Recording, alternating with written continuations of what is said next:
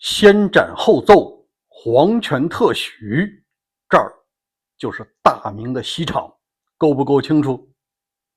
而总统特许先斩后奏，就是保卫华盛顿领空的美国空军第一航空队。大家好，我是大卫。美西时间6月28号，关于北京的小飞机撞中国尊那件事啊，还在继续发酵。有人就不服啊，说北京的低空领空它确实拉胯了，难道说华盛顿你就能躲得过吗？要说以前啊，华盛顿领空确实被攻破过。你比如说吧，1994年的9月12号凌晨，就有一个美国人驾驶着塞斯纳150小飞机呀，直接就冲进了白宫，还撞到了白宫南墙上了。你看看，那当时的克林顿夫妇啊，他不在白宫躲过了一劫，那是以前。要是如今呀，如果有一个小飞机真的像撞中国尊那样的，可以说啊，他一定会粉身碎骨。因为现在负责守卫华盛顿领空的已经是隐身战斗机 F-22猛禽了。我想从3个方面给大家聊聊这件事儿，如果发生在华盛顿会发生什么。第一个，指挥机关和执行部队是谁？第二，指挥的流程是什么？第三个，这开火权到底下放到哪一层了？先说第一个，负责华盛顿领空保卫的呢，它有一个指挥机关叫做北美防空司令部。你听这名字是不是蛮大的？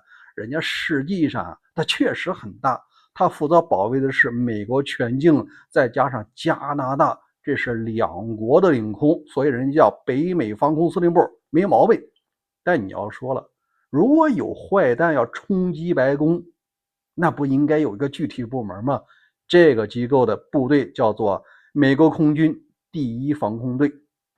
你看，责任机关找到了吧？那接下来的第2个问题是，假设有一架小飞机无视这个警告，直接冲进来了，那具体的拦截流程是什么？第一个，雷达啊，它首先会发现，因为美国的雷达专门有扫描着低空的雷达，发现以后，第一个，首先直升机要起飞，这个是美国空军的海豚。那与此同时啊，你首先你得排除它到底是恶意的呢，还是善意的，或者干脆就迷航了呢？第一步啊，那是警告。这个警告分2部分，一个是美国一些保密的区域啊，它有高能激光的发射器，嚓，直接就照上来了。目的是什么？就是警告你赶紧回去，现在悬崖勒马还来得及啊！你无论是夫妻吵架了，还是对总统有意见，你先回去，你别自己把命搭上。当然了，对于那种执意要干白宫的人来讲啊，这招你可能没用。没用的时候，刚才我讲到了，在激光照射的同时啊，美国空军的那个海豚直升机它上来了，它可是携带着巴雷特反器材机枪的。那咱们就来这个复盘一下，假设小飞机啊，它无视激光警告，执意的往前飞，那怎么办呢？那这个小直升机就飞到旁边了，直接对它进行喊话。如果喊话不听啊，巴雷特直接就招呼了。因为大家知道这巴雷特啊，它属于叫反器材的这个狙击枪，那是打坦克、打装甲车的。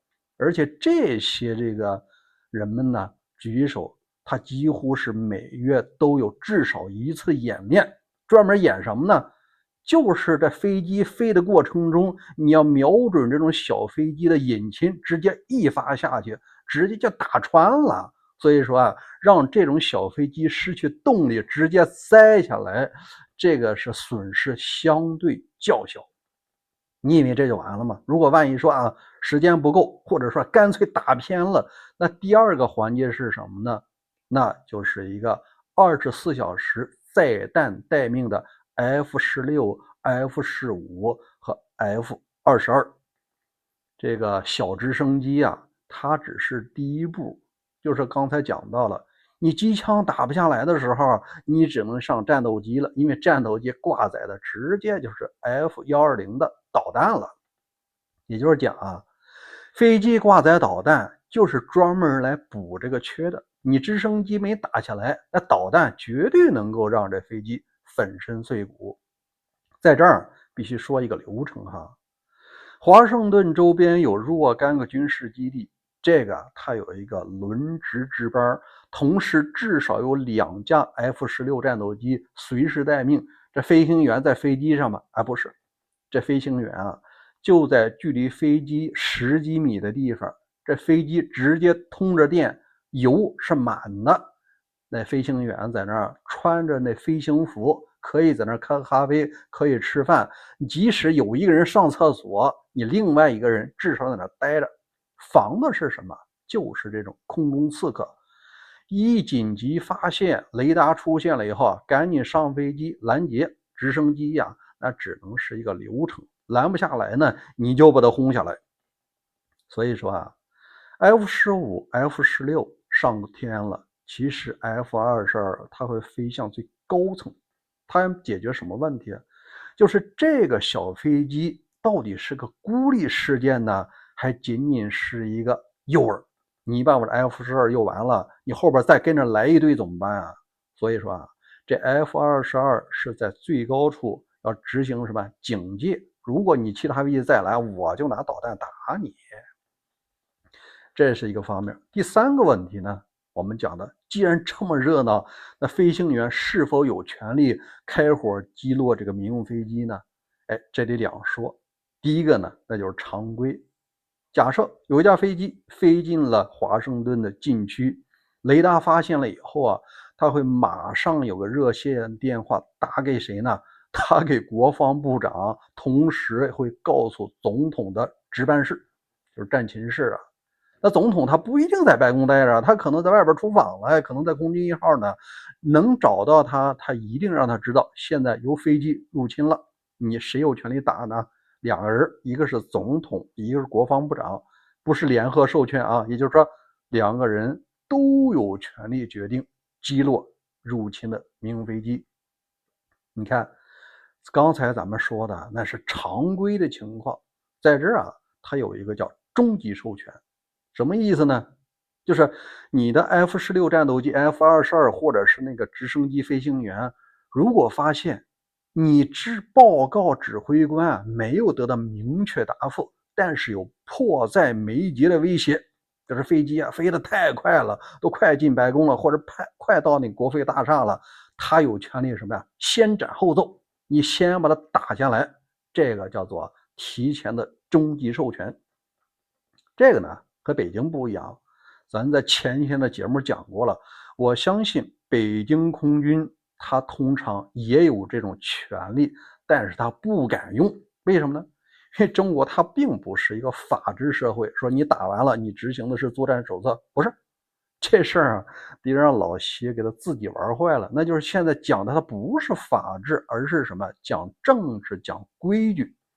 那指挥官就得想啊，我打下来以后，确实执行的是作战手册，但是如果开飞机的是哪个官员的孩子呢，一时赌气呢，那我就得罪的人多了，我这身军装就得扒下来，而且还得上军事法庭，没有人同情我。所以说，这些人理性的选择就是，我等着，我视而不见，你大不了你处分我一个渎职，但是没大事。这儿就是中美的一个差异。节目最后，我想说一下，这套华盛顿的体系是一天建成的吗？不是，这个至少有2个教训。第一个呢，就是1994年的9月12号，就是911刚过凌晨2点钟，就有那么一个家伙驾驶着塞斯纳150小飞机，他是故意的啊，贴着那树梢滴滴的唰就直奔白宫去了，而且中途没有遇到任何拦截。雷达确实发现了，他也犯了北京那个问题，不知道该不该拦截啊。一犹豫的时候，直接就飞进了白宫，撞树上，崩，撞在白宫南墙了。那时候的克林顿夫妇啊，正好他不在白宫，躲过了一劫。虽然说特勤局用霰弹枪把这驾驶员给打死了，但这个教训啊，深深的刻下来了。所以说后来就决定了，你只要飞进来，我甭管你是谁，先打下来再说。